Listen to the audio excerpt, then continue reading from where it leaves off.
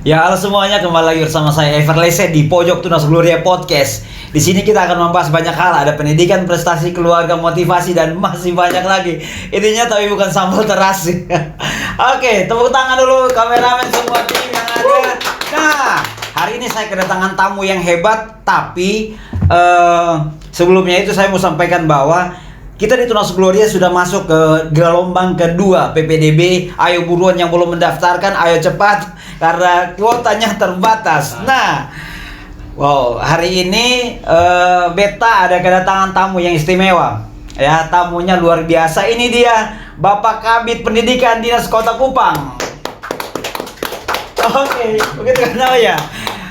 Selamat malam Bapak. Selamat malam. Oke, Bapak suara agak keras sedikit, Bapak. Selamat malam Pak. Tadi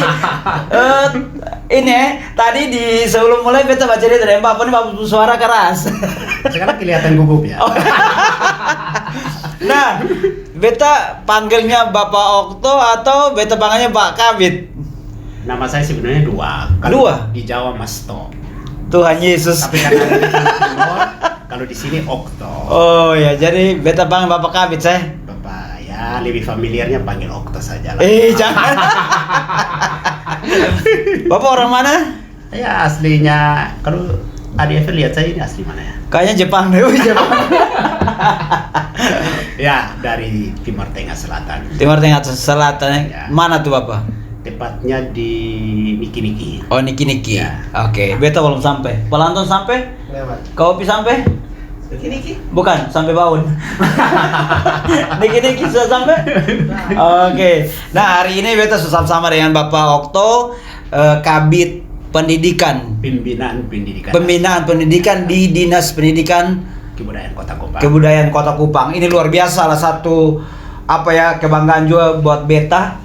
Ada kedatangan tamu yang istimewa. Nah, Bapak, di sini ini Bapak di belakang ketong ini ada terpampang Pojok Tunas Gloria. Iya. Nah, sebelum ketemu mulai Beta mau kasih tahu Bapak dulu kalau Pojok Tunas Gloria itu filosofinya adalah dari pojok ini biasa ketong lihat dari pojok semakin luas kan Bapak? Betul. Nah, baru tempatnya studio ini ada di pojok daripada Tunas Gloria, makanya ketong kasih nama Pojok Tunas Gloria. Luar biasa. Oke. Nah, sekarang Bapak ketemu mulai ya. Ya, siap. Bapak cerita dulu Bapak tuh siapa, terus Ya. Bapak itu seperti apa dulunya sehingga sampai sekarang bisa jadi kabid nih. Oh ya.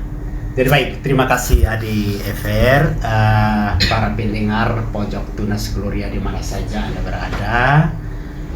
Saya perkenalkan diri dulu. Jadi kalau nama saya itu Oktovianus Naitboho, SPD MSI. Biasa dipanggil itu Okto. Oke. Kalau di Timur ya.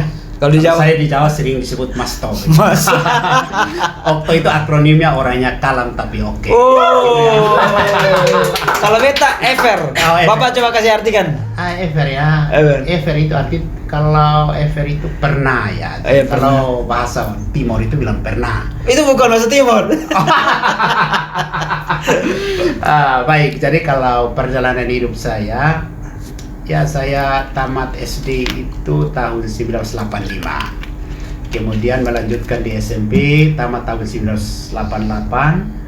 Melanjutkan pada SPG Negeri, tepatnya di Soet, tamat tahun 91. Kemudian lanjut di Universitas Nusa Cendana Kupang, tepatnya di Fakultas Keguruan Ilmu Pendidikan pada program studi Pendidikan Pancasila dan Kewarganegaraan, sekarang namanya PPKN. Oh, PPKN. Ya, itu selesai tahun 1995, ya hanya 3,5 tahun selesai sebagai lulusan terbaik. Ush. Jadi filosofi saya selama hidup itu di mana saya berada, kalau ada orang yang mengungguli saya merasa sakit. Sakit ya? Ya sakit. Berarti Bapak Sehingga punya selama ini. studi saya SD juara umum, SMP juara umum, SPG juara umum, perguruan tinggi harus 10 semester 3,5 selesai. Oh. Mendapat beasiswa asisten dosen, baru semester 5 sudah ngajar. Ush. Sambil menunggu wisuda semester 8 cum laude saat itu, ikatan dinas. Kemudian ya tidak ikut tes, tidak lolos karena ada formasi dosen tidak ada, ya diangkat jadi guru. Guru PKN. Guru PKN Iya. pada SMP Negeri 2 Kupang begitu. Oke. Lalu tentang riwayat pekerjaan ya. Ya pertamalah dosen luar biasa tahun 1993 di Undana. Kemudian lulus masih tetap dosen luar biasa, kemudian diangkat jadi guru SMP. Kemudian 11 tahun sambil guru SMP juga merangkap sebagai guru SMA, tepatnya di sekolah pengatur rawat gigi, sekarang AKG, ya? Kesehatan Gigi. Ngajar di situ, membawa mata pelajaran PMP. Beta pikir membawa mata pelajaran bagaimana cara sikat gigi dengan baik. Iya kan Bapak? Begitu. Jadi kemudian ngajar juga di SD pernah. Jadi dalam SD mana? SD di Soe, waktu masih SPG ngajar di Oh, SD iya. 2 tahun. Jadi dalam hidup saya menjadi guru itu yang belum pernah itu hanya TK.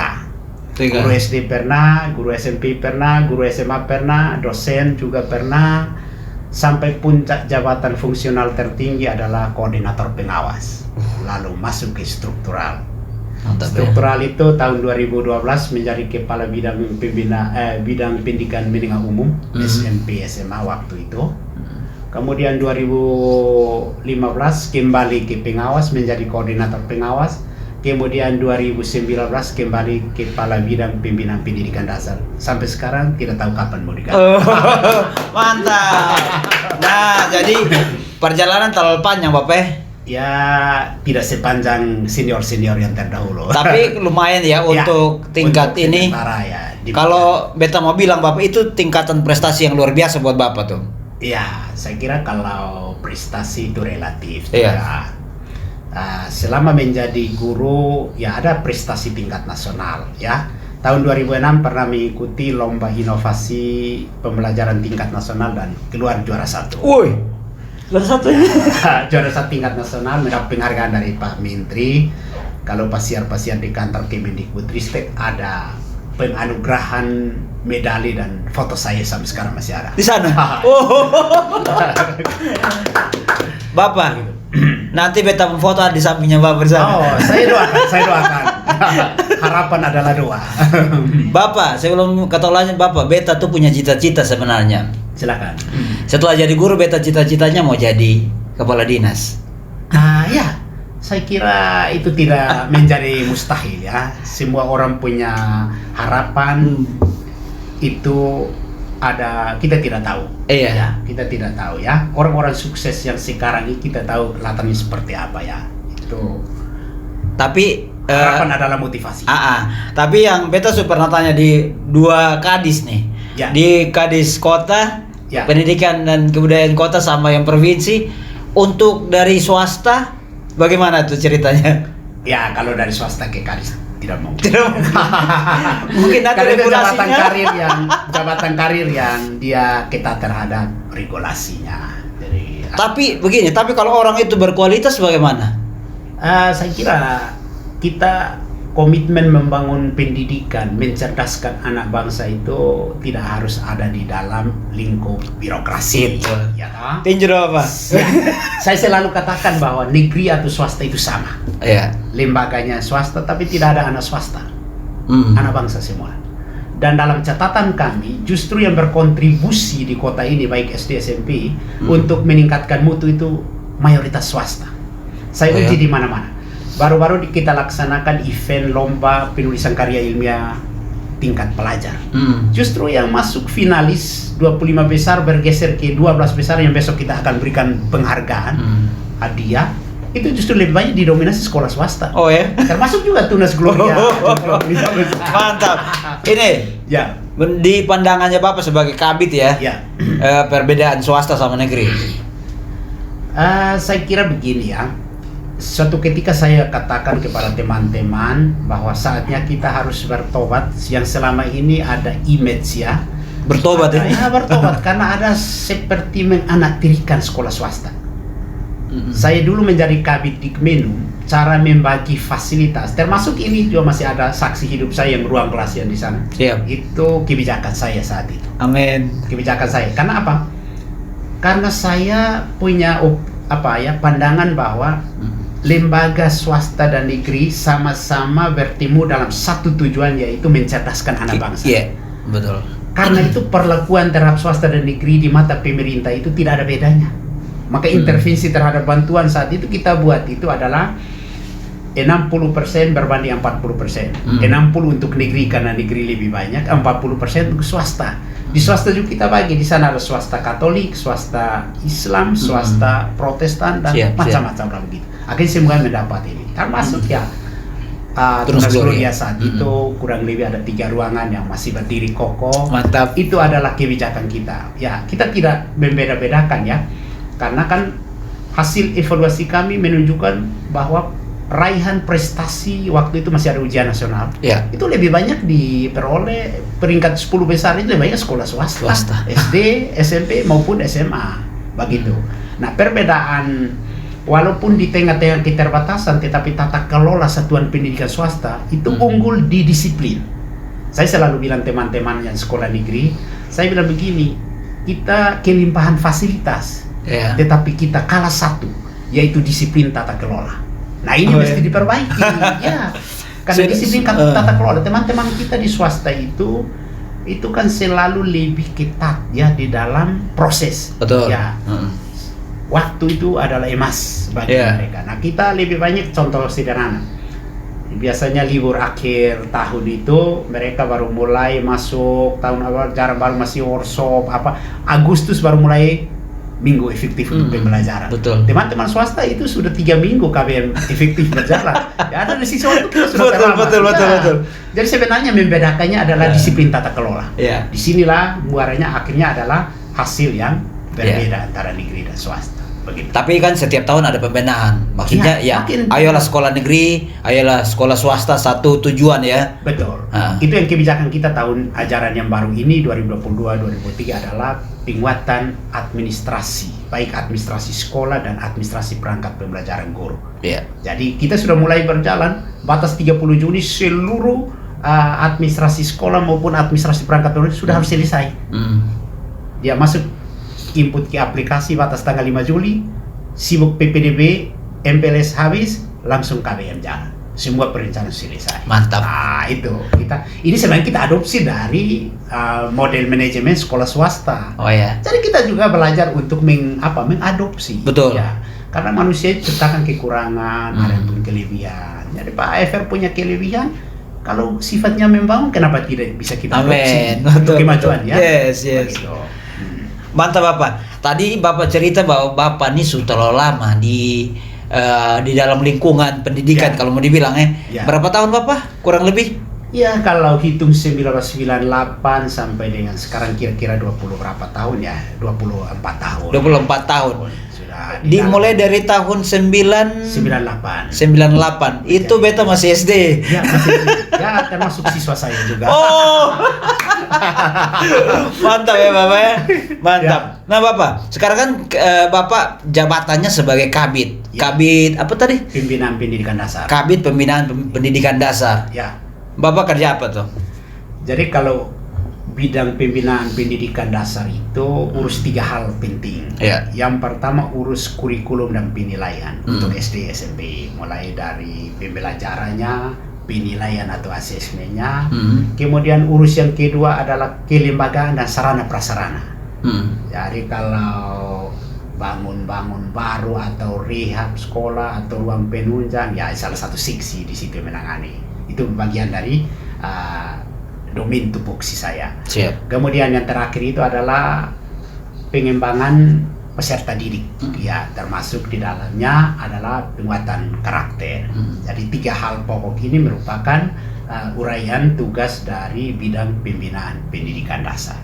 Jadi urus kurikulum untuk pembelajaran, termasuk guru siswanya di situ, ketenagaannya. Kemudian urus sarana prasarananya, ya bantuan-bantuan untuk rehabilitasi, kemudian bangun baru, sarana termasuk misalnya bantuan peningkatan mutu, peralatan TIK, media dan seterusnya. Itu adalah lingkup dari pembinaan pendidikan dasar SD dan SMP. Mantap Bapak, keren. Bapak jadi Kabid berapa tahun? Kalau hitung ya dari 2019 sekarang 22 3 tahun lebih. 3 tahun lebih Bapak. Sebelumnya sudah pernah 3 tahun juga. Sebelumnya tahun 2012 sampai dengan 2016. itu kabit juga. Kabit juga. Sudah 7 tahun di kabit. Oh ya. Belum kadis juga. Jangan-jangan dulu Bapak cita-cita jadi kabit. Oh, sepertinya juga mau pensiun di situ. Jangan. Bapak harus naik satu langkah dulu. Itu harapan. Bapak jadi kepala dinas dulu, nanti baru saya ganti apa? Maunya langsung bupati atau wali kota saja. Bupati atau wali kota? Siapa tahu. Amin. Bapak mau jadi bupati atau wali kota? Pilih. Kira-kira. Saya kira kalau dua-dua samanya. Ya, Iya. sama-sama untuk membangun daerah, tapi lebih memilih bupati biar Bupati. bangun tanah asal. Iya, kalau Bapak jadi bupati, saya jadi wakilnya. Siap. Beta suka begitu. Apalagi kalau ada orang dalam. Nah Bapak, tadi Bapak sudah beberapa tahun jadi kabit. Ya. Minta maaf kalau beta tanya ini ya Bapak ya. Siap. Apa perubahan, maksudnya beta mau tanya perubahan apa yang terjadi di Dinas Pendidikan Kota dari yang waktu dulu sampai sekarang? Ya. Jadi saya selalu berprinsip di mana kita ditempatkan itu adalah anugerah Tuhan. Ya. Maka kita harus menjadikan tempat itu untuk melayani, kemudian nama Tuhan dipermuliakan lewat situ. Ya. Dan saya sampai detik ini, selama saya menjadi kepala bidang Dikmenum, ada catatan-catatan yang orang tidak lupa saya sampai sekarang. Karena filosofi saya adalah begini, jika Anda ingin tidak dilupakan orang, maka segera sebelum mengakhiri pengabdian, tulis sesuatu yang patut dibaca atau berbuat sesuatu yang patut diabadikan. Mantap. Mari kita refleksi ketika saya kabit Dikmenum, apa yang sampai sekarang orang abadikan. Saya waktu masuk, guru SD, TK, SMP di Kota Kupang, termasuk SMA, itu hampir 30% belum sarjana, Pak. Belum sarjana. Oh ya? Lalu satu ketika saya di Jakarta ada satu program namanya PPKHB. Apa itu? Program Pengakuan Pengalaman Kerja dan Hasil Belajar. Artinya kalau guru ini sudah ngajar sekian tahun, ekuivalennya sekian SKS. Program ini ada diluncurkan oleh Kementerian Pendidikan. Dulu Ya dulu, tahun 2013. Kemudian saya pergi mendalami program ini, pulang saya membuat telaan ke wali kota waktu Pak Jonas Salean. Siap. Langsung direspon, lalu tepat tanggal 8 Maret 2013 di Aula Rektorat Undana, masih zamannya Pak, sebelum Pak ini Fred Beno, Pak Umbu Data, itu di launching di situ. MOU antara Undana dengan Kota Kupang. Lalu mulai berproses dari situ, kurang lebih Kota Kupang 1.300 guru yang kita sarjanakan.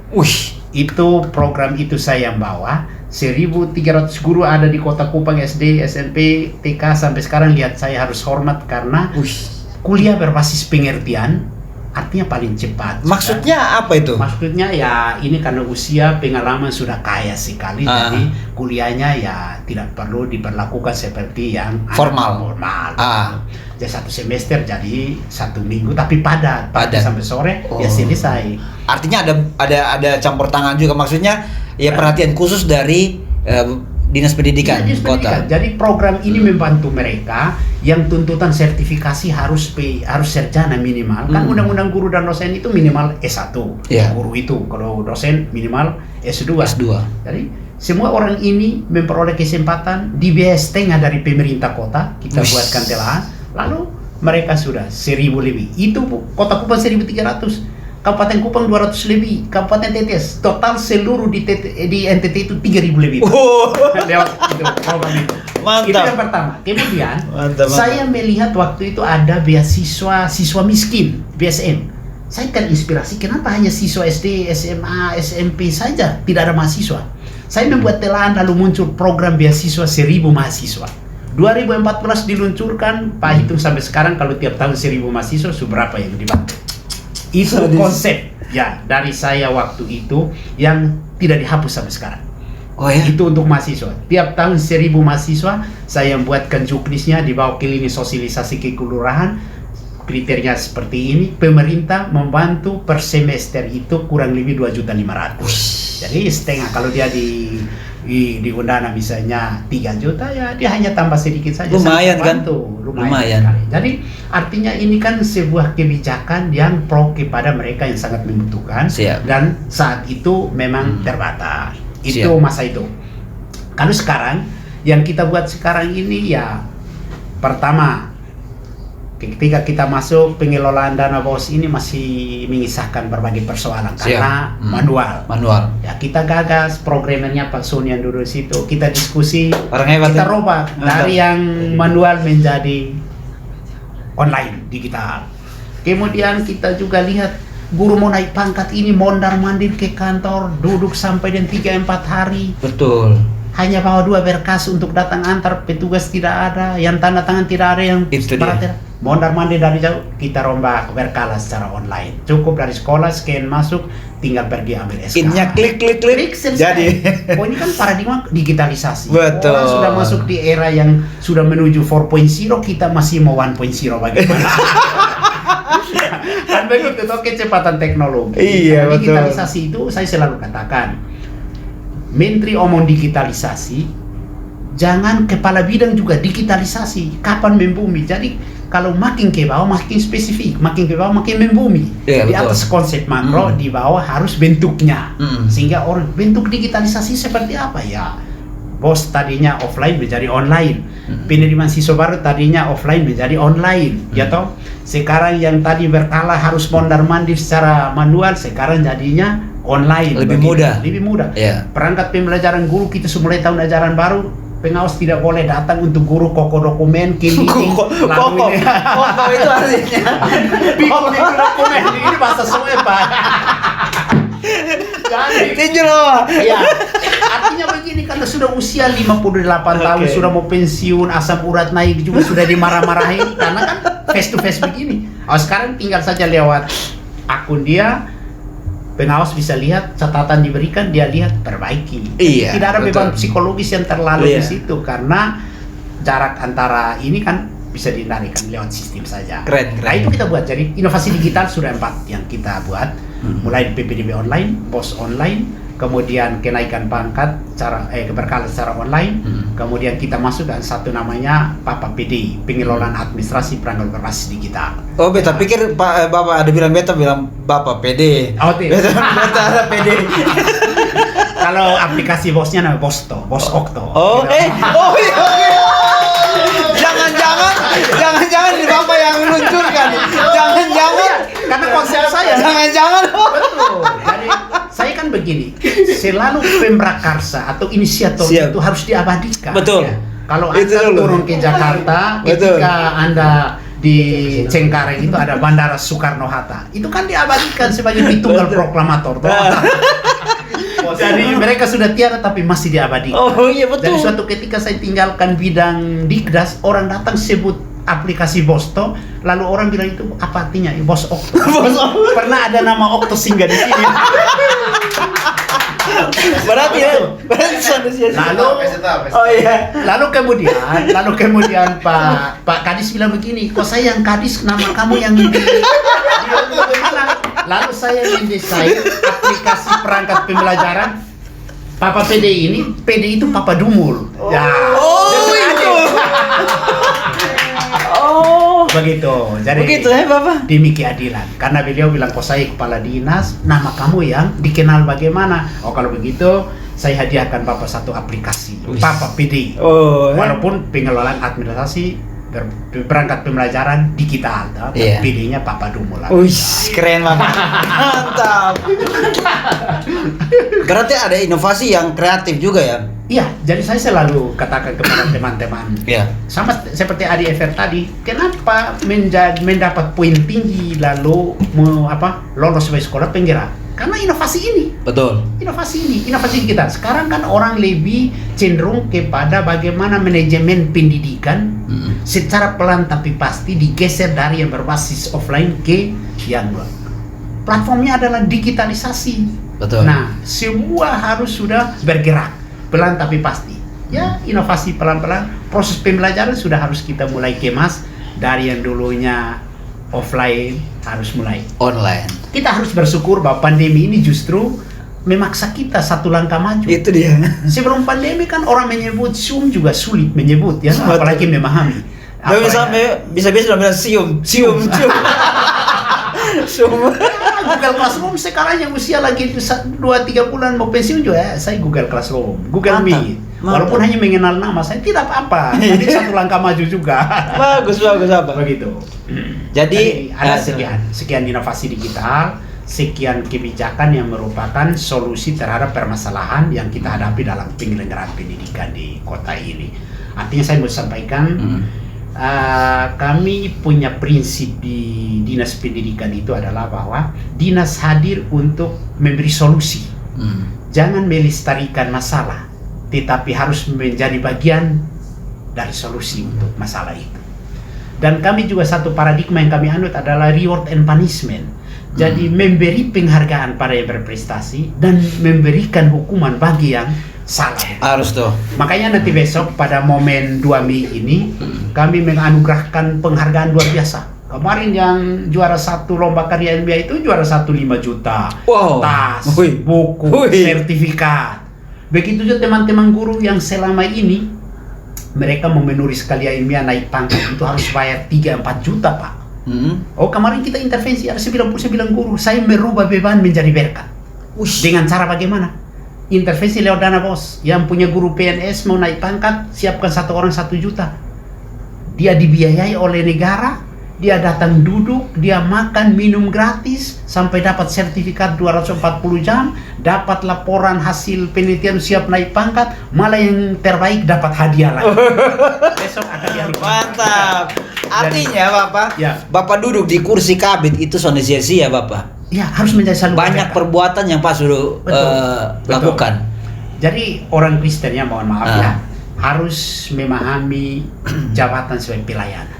Mantap. Maka seseorang kalau dia mengklaim diri sebagai orang Kristen, lalu dia diberikan kepercayaan untuk duduk, lalu dia tidak memuliakan Tuhan lewat prestasi luar biasa untuk melayani orang, saya kira itu juga sia-sia. Betul. Begitu. Betul. Jadi sejauh mana kita berada di situ, ya kita harus berupaya untuk mempersembahkan yang terbaik. Karena lewat karya Mantap. kita kan nama Tuhan dipermuliakan. Mantap Bapak. Keren. Nah, Ya. Bapak ini sudah kasih kesaksian tentang Bapak di Dinas Pendidikan ya. Ya. Nah, sekarang beta mau tanya yang lebih luas lagi Bapak. Ya. Besok ini kan ada perayaan 2 Mei. 2 Mei. Ya. Maksudnya hari Sabtu besok ya. Hari ini maksudnya Sabtu itu perayaan 2 Mei. Ya. Dan itu adalah Hari Pendidikan Nasional. Nah, sekarang cakupannya beta mau ngomong tentang Kupang dulu ya, Bapak. Ya. Pendidikan di Kota Kupang bagaimana perkembangannya? Ya, jadi kalau kita ini momen refleksi ya. Ya. 2 Mei itu adalah bagaimana komunitas pendidikan dalam satu kota ini kita kembali merefleksi perjalanan penyelenggaraan pendidikan. Tentunya kami harus akui bahwa banyak hal yang harus kami perlu tingkatkan. Banyak catatan-catatan, apalagi selama hampir 2 tahun itu kita praksis penyelenggaraan pembelajaran itu tidak berjalan secara optimal. Ya. Karena lebih banyak, hampir 90% itu PJJ. Nah, dalam penyelenggaraan pendidikan di Kota Kupang ini, permasalahan yang serius itu adalah yang pertama, dalam konteks digitalisasi, kapasitas guru kita dalam konteks penguasaan IT yang masih belum optimal. Nah, ini menjadi tantangan kami, bagaimana kebijakan dinas untuk meningkatkan kapasitas penguasaan IT untuk pendidik ini dan pendidik juga itu sendiri. Itu salah satu permasalahan.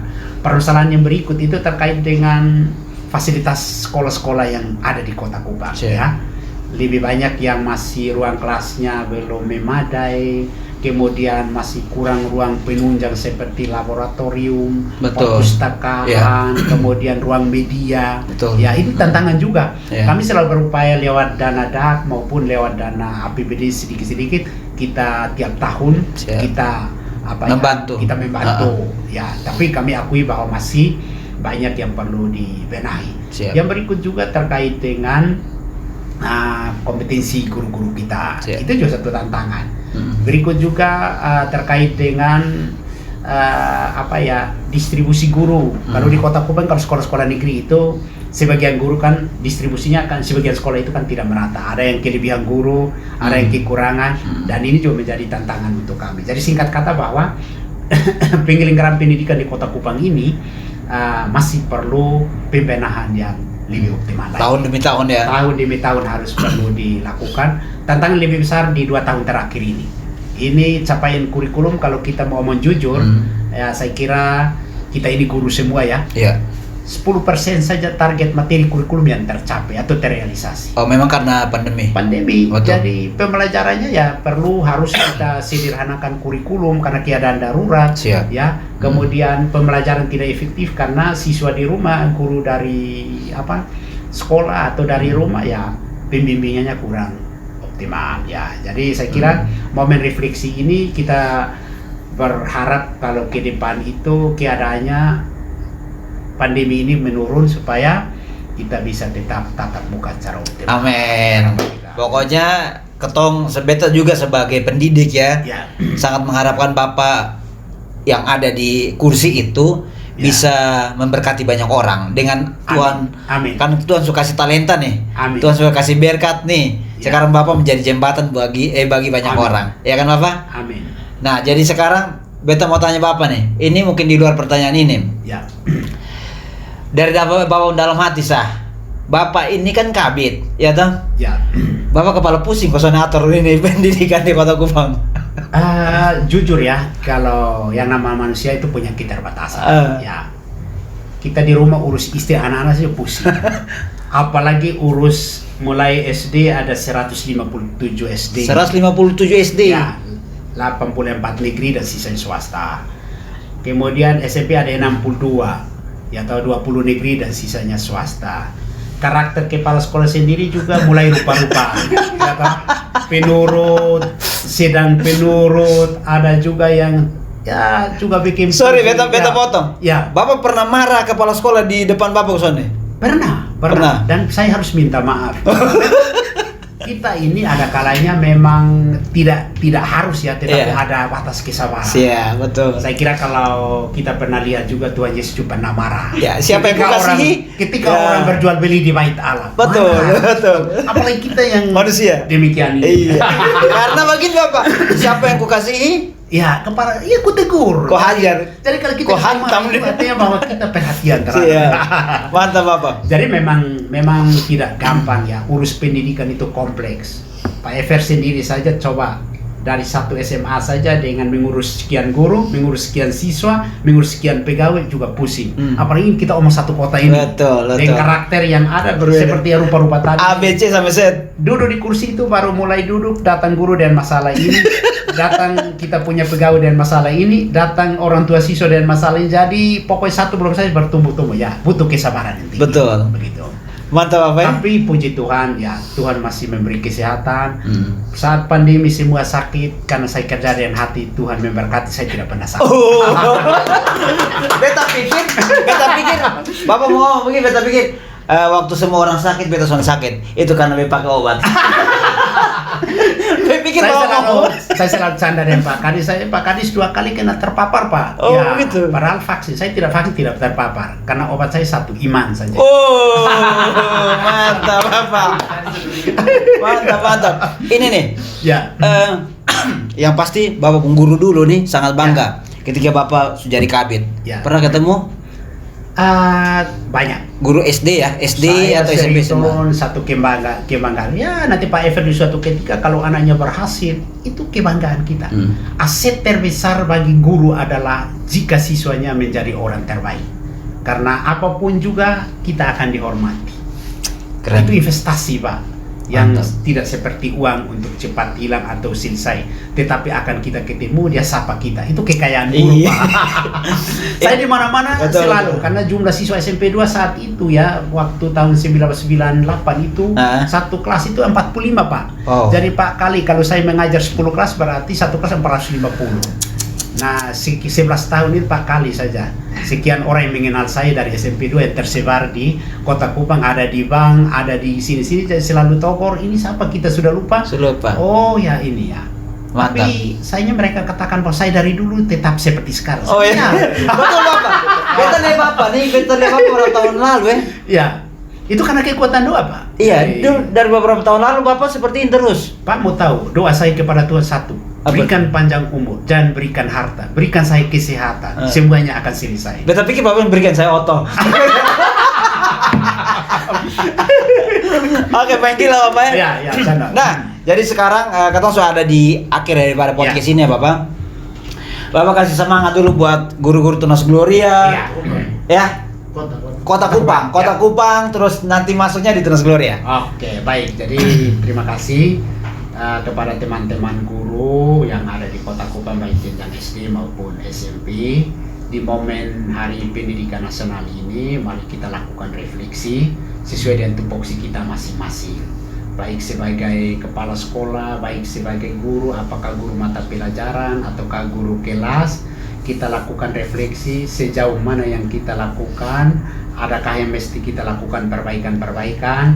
Saya kira kita harus meniru filosofi pendidikan yang sudah ditanamkan oleh Bapak Pendidikan kita Ki Hajar Dewantara yang mengatakan bahwa kalau guru itu di depan harus menjadi teladan. Iya, tutorial dayan ya.